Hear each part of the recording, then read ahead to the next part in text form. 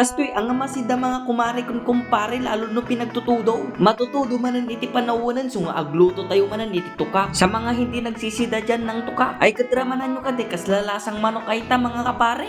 Huwag kayong mag-alala mga kapare, madali lang itong masuruan. Yun una mo lang igisa yung bawang sibuyas at yung laya tapos adi kamatis na. Pagkatapos mong nagisa yung mga ricado niya ay ikabil mo na yung palaka. Naimasap yung atuka lalo no ang kapuata ay hindi taltalon. Abay native nga makuna. Sa akong tumatan nga imekos-mekos ata insan. Nung makita tayo nga nagbrawnatan mga kapare kat ikabil tayo umatan adi danong na. Panggatenggat man ti pariyok ti pamayak. Tano umigop ka ti sabaw kat mapapawaw sabaw ka ay nagnanam. Syempre ba di tayo nga liplipatan adi magic sarap na. Kat syempre ikan tayo umatan iti asin nga pangpananam na. Iluto tayo lang atangan na laing mga kapare. Sa akong tumatan ikan iti siling almoranas. Impaglaeng nga pampabanglo na. Pagkatapos ko nang naluto yan mga guys kat ingkabil ko na yung pariya. Hapkok lang ti pamayan tayo adi pariya na mga kapare. No saan unay nga napait. Nga mapaisi ka unsukad da ka tinapangit. Ay joke lang.